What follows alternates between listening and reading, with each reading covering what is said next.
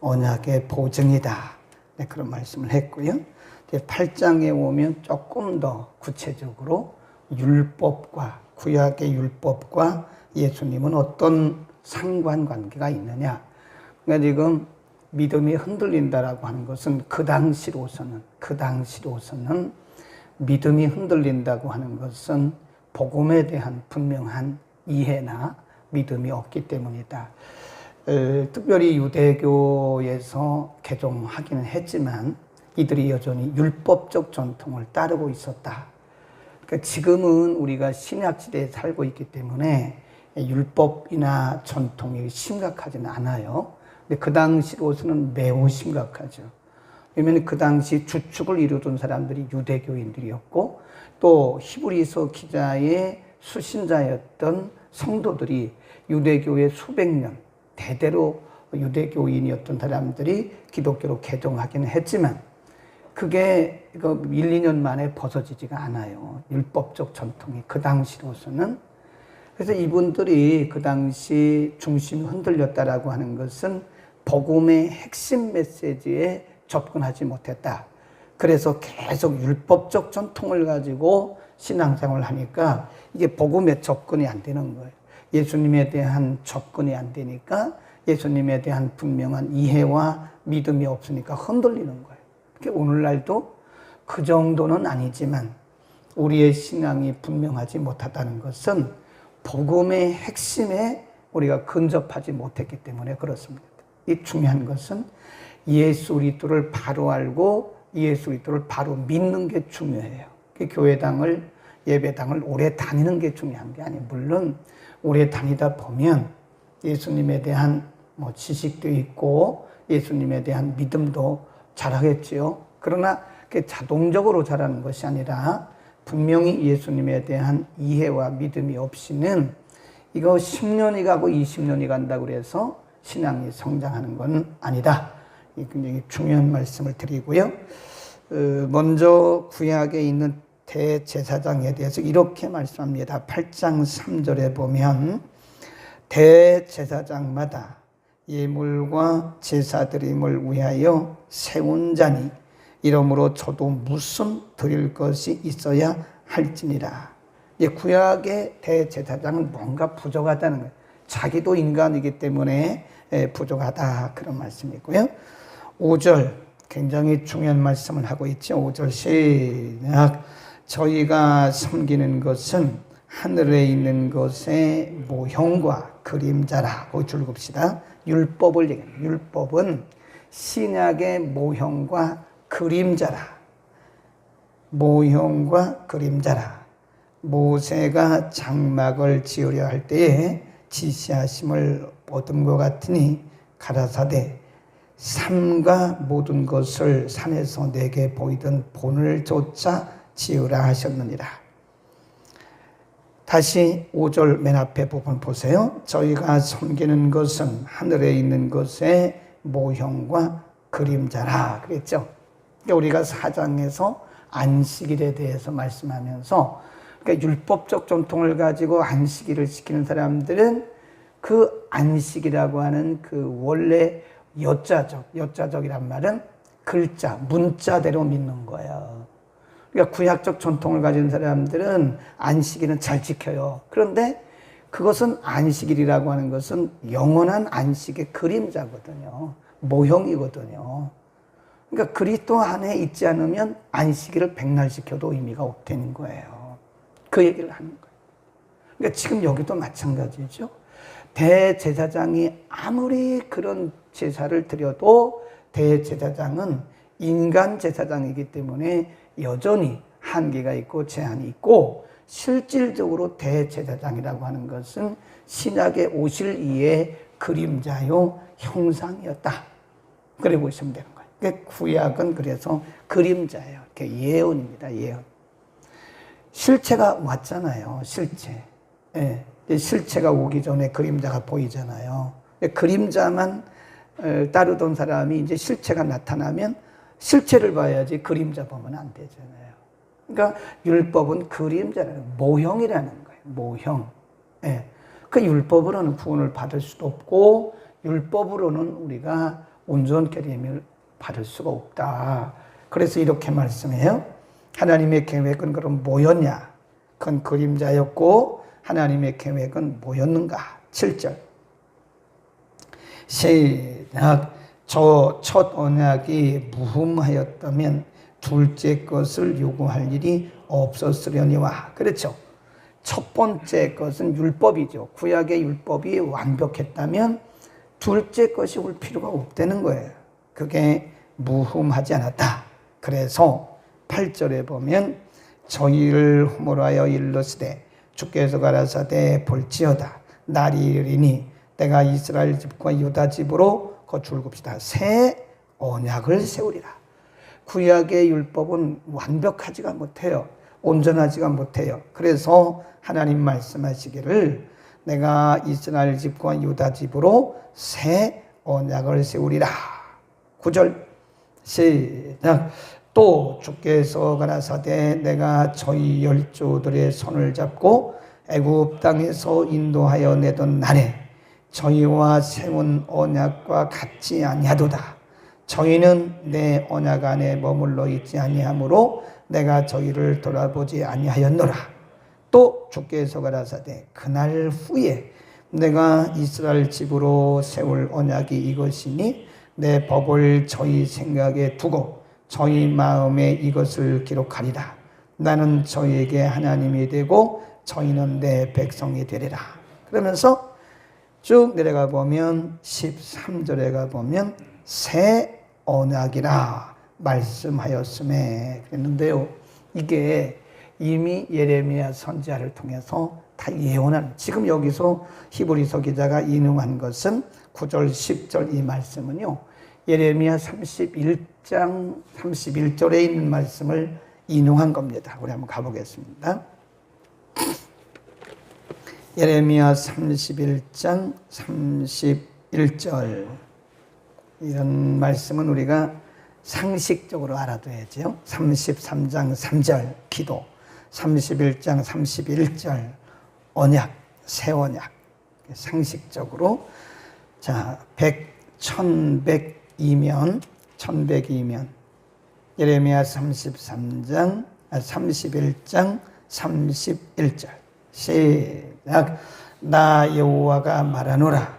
보라 날이 이르리니 내가 이스라엘 집과 유다 집에 새 언약을 세우리라. 꺼내 줄보세요. 새 언약. New Covenant라 그래요.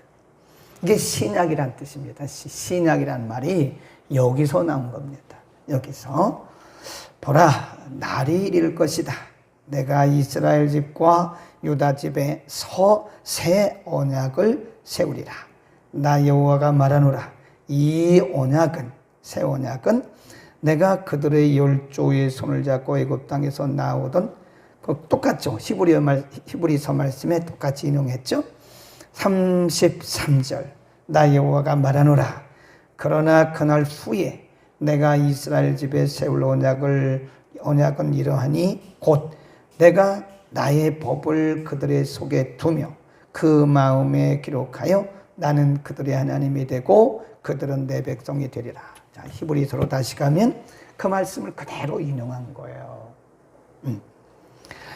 히브리서 8장 9절 10절 이 말씀이 바로 예레미야 31장 31절에서 32절 33절의 말씀을 인용한 거다. 그래서 예수님을 새 언약이라고 그래요. 새 언약. 예. 이 구약의 율법으로는 인간이 구원을 받을 수가 없어요. 그림자예요. 그림자. 대제사장도 예수님에 대한 모형이고 그림자예요. 그러니까 이제 서서히 8장 9장에 오면서 히브리서 기자는 성도들에게 예수님의 본체가 뭐냐, 예수님의 본질이 뭐냐에 대해서 가르치고 있는 거예요. 예수님은 새 언약이다. 8장 1절로 갑니다. 이제 하는 말의 중요한 것은 이러한 대제사장이 우리에게 있는 것이다. 그가 하늘에서 위엄의 보좌에 앉으셨다. 2절 성소와 참 장막에 부리는 자라 이 장막은 주께서 베푸신 것이요 사람이 한 것이 아니니라. 6절 쭉 말씀했죠. 시작. 그러나 이제 그가 더 아름다운 직분을 얻으셨으니 이는 더 좋은 언약으로 세우신 더 좋은 언약의 중보시다. 거기 보면 더 좋은 언약, 더 좋은 언약의 중보 이런 표현을 써요. 그 앞에도 보면 더 아름다운 직분. 뭐와 지금 비교하는 거예요? 율법입니다. 그러니까 지금 유대교에서 기독교로 개종한 성도들이 목숨처럼 가지고 있고 목숨처럼 생명처럼 여겼던 것이 율법이요 율법적 전통이었다 이거예요. 그거를 비교하는 거예요. 더 좋은 언약이고 더 좋은 중보고 더 좋은 중보의 언약자다. 언약의 중보자다. 그러니까 율법과 비교하는 거예요. 그러니까 지금도 오늘날도 보면요, 이 구약적 전통에 매여 있는 분들이 있어요. 이 구약을 우리가 무시하면 안 됩니다. 이 구약은 신약의 후에 우리가 구원받은 이후에 십계명이 필요 없다.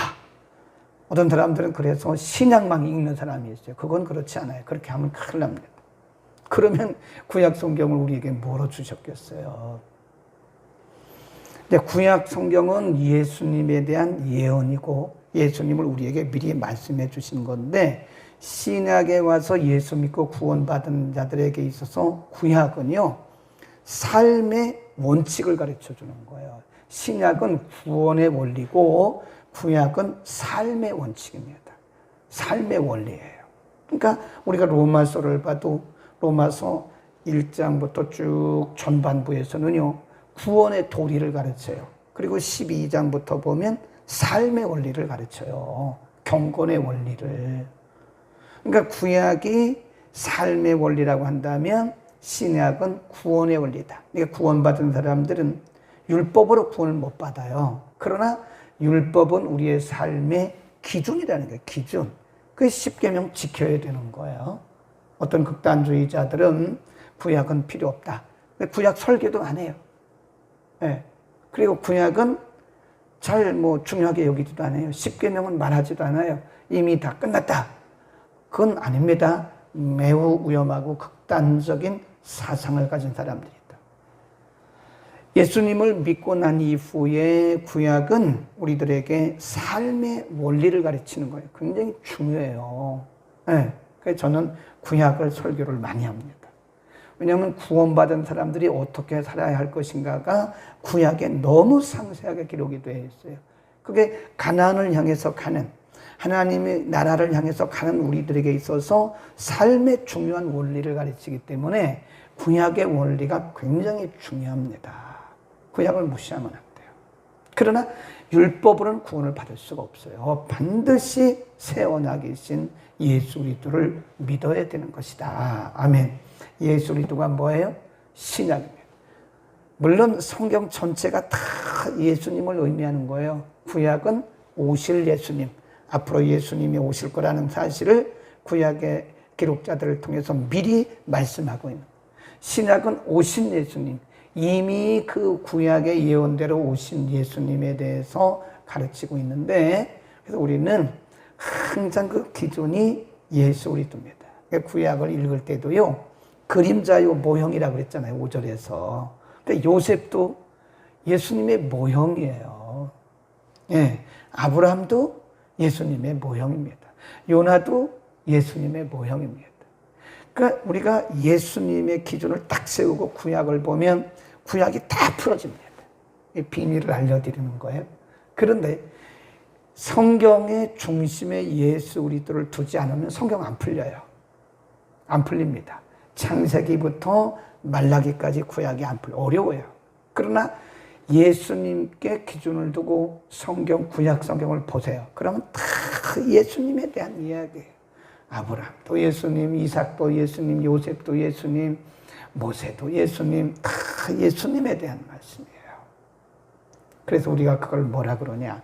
창세기부터 요한계시록까지 성경을 다 예수님께 중심을 두고 있는 것을 구속사적이나 그런 써놓으세요. 요즘에 성경이 열리기를 기대하는 분들이 굉장히 많더라고요. 요즘 바람이 불고 있는 걸 보면 그게 사람이 하는 게 아니에요. 하나님께서 바람을 일으켜요. 이렇게. 그러니까 요즘에 잘 들으시면 성경이 열리는 역사가 일어날 거예요. 크리스찬들은 성경이 안 열리면 신앙생활 재미없습니다. 교회 와서 무슨 재미로 우리가 예배를 드려요? 재미로 예배를 드린다는 건 좀 이상하지만 무슨 재미로 신앙생활 합니까? 말씀의 맛을 모르면 신앙생활하는 거요. 우리가 교회 생활하는 거 어렵습니다. 예, 굉장히 지루하고요. 예배가 지루하고 기도가 지루합니다. 그러나 성경이 열리고 성경에 맥이 잡히기 시작하면 예배도 재미가 있고요. 정말 예배에 집중할 수 있는 것이고 기도에 집중할 수 있는 것이고 신앙생활이 재미가 있어요. 신앙생활도 재미가 있어야죠. 신앙생활이 재미없으면 어떻게 신앙생활 합니까? 재미로 하는 건 아니지만 우리가 재미가 있어야 될 거 아니에요. 교회 가는 재미도 있어야 되고 예배 드리는 재미도 있어야 되고 기도하는 재미도 있어야 되고 아멘. 이런 그런 재미가 없으면 어떻게 기도하겠습니까? 기도하다 보면 주의 음성 듣고 기도하다 보면 또 하나님이 응답하시고 이런 하나님과 1대1의 어떤 그런 주관적인 체험, 경험 이런 것이 있어야 기도하는데 그 재미가 있는 거지 없어 봐요. 그냥 먹먹해가지고 그럼 뭐 어떻게 기도를 하겠습니까? 잘못하면 주문 외우듯이 그렇게 한단 말이에요. 성경도 마찬가지 한번 해보세요. 예. 성경 구약을 볼 때도 다 예수님께 초점을 맞추고 구약 성경을 보면 뻥뻥뻥뻥뻥 성경이 뚫어지기 시작해요. 아주 재미있어요. 예. 그 속에서 구속사적으로 하나님의 메시지가 들려지기 시작하는 거예요. 아멘. 꼭 기억하시기 바랍니다. 예수님이 뭐예요? 새 언약, New Covenant. 그래서 우리가 구약을 영어로 말할 때 Old Testament 그래요. 신약을 New Testament. 이 Testament란 말은 Covenant란 뜻이에요. Covenant. 계약 그런 뜻이요. 새로운 계약, 옛날 계약. 옛날 계약은 그림자로 있는 것이고 새로운 계약은 바로 예수님이다. 그러니까 이 옛날 계약은 새로운 계약을 미리 알려준 것이 미리 그림자처럼 보여주는 거예요. 여러분 성경이 확실하게 보이기를 축원합니다. 성경이 확실하게 보이기 시작하면 재미가 있어요. 재미가 있어요. 네, 재미가 있습니다. 네, 저는 새로운 언약이 열리기를 바랍니다. 예수님은 새 언약이에요. 새 언약. 그분을 붙들어야 되는 거예요. 기도하겠습니다. 은혜를 베푸시는 거룩하신 아버지, 평생을 유대교에서 신앙생활을 했던 성도들이 아직도 율법적 전통과 유대교적 전통을 버리지 못해서 신약, 새로운 언약이신 영원한 새 언약이신 예수님께 접근을 하지 못하고 여전히 중심 없이 흔들릴 때에 구약은 그리고 율법은 모형이요 그림자요 새로운 언약은 예수님이신 것을 우리에게 가르쳐 주셨습니다. 거룩하신 아버지, 우리에게 성경을 보는 눈, 성경을 듣는 귀, 성경을 깨닫는 가슴을 허락하여 주셔서 더 좋은 중보자요, 더 좋은 언약, 새 언약이신 예수 그리스도를 잘 알고 믿고 품고 누리는 우리의 삶이 되게 하여 주옵소서. 거룩하신 아버지, 점진적으로 코로나 바이러스의 확진자 수가 증가되고 전국적으로 증가되고 있습니다. 주님, 주께서 이 나라를 불쌍히 여겨주시고 더 강한 바이러스로부터 이 민족, 이 백성들을 보호하여 주옵소서. 우리 교회에도 확진자 수가 많습니다. 하나님 저들을 위로하시고 축복하시고 새롭게 하시고 강건케 하시고 후유증 없이 잘 회복되도록 은혜를 더하여 주옵소서. 예수 그리스도의 이름으로 기도드립니다. 아멘.